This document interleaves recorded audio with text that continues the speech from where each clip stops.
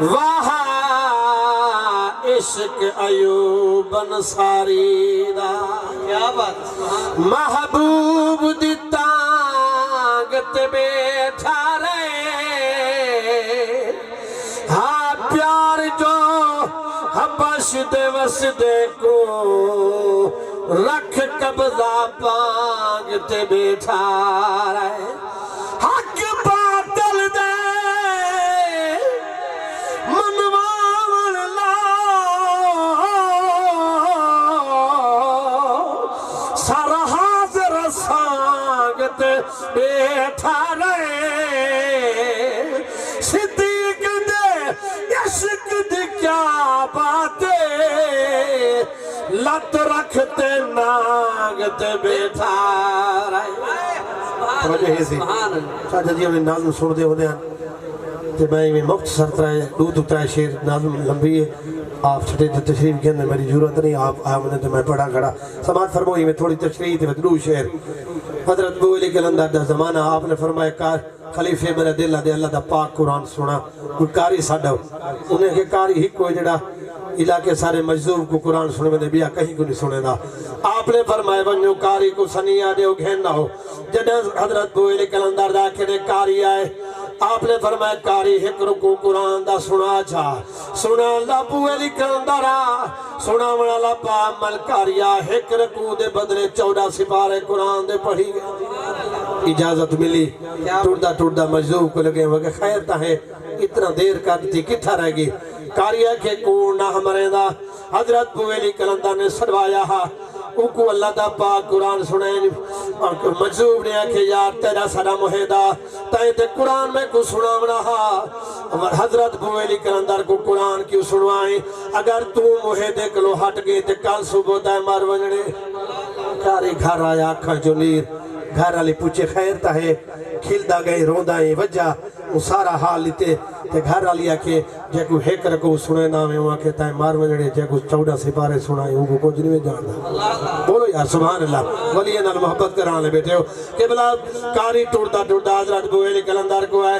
آپ نے ڈٹھے اکھیں جو نیرن فرمائنے کاری خیر تائیں کھلدا گئی روندائیں کاری حال کھڑا رہنے سماعت فرما وہ کیا کھڑا دے مینوں بڑے فائدے ہوئے پیراں کولوں آن دے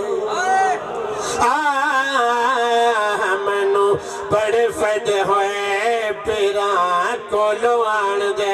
مینوں بڑے فائدے ہوئے پیراں کولوں آن دے او صبح مر جانا میں صبح مر جانا میں صدقے قرآن دے مینوں بڑے فائدے ہوئے پیراں کولوں آن دے اچھا توری چوک تو صدقے تھی ماں حضرت بو علی کلندر نے فرمایا کاری حقیقت رسا سرکار توارے کلو جا گھن گئے جدہ مجذوب کلو گیا مجذوب ہے کہ کاری جے قرآن تائیں کاری جے قرآن تائیں سانو نہ سنانا کاری جے قرآن تائیں سانو نہ سنانا اسی تینو کدے تائیں صبح مر جانا ہے کاریا دے تسی کرو مہربانی دکھ ٹالو جان دے تسی کرو مہربانی دکھ ٹالو جان دے او نہیں تے ذمہ وار ہو گئے نفع نقصان دے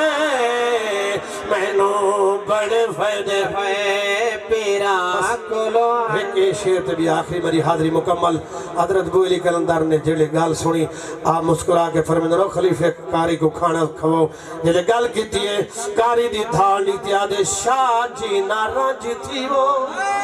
اچھا نزدیک ہے سبحان اللہ کو جا شاہ جی نارنج تھی وہ پیچھے کھاما گا تے پیوا گا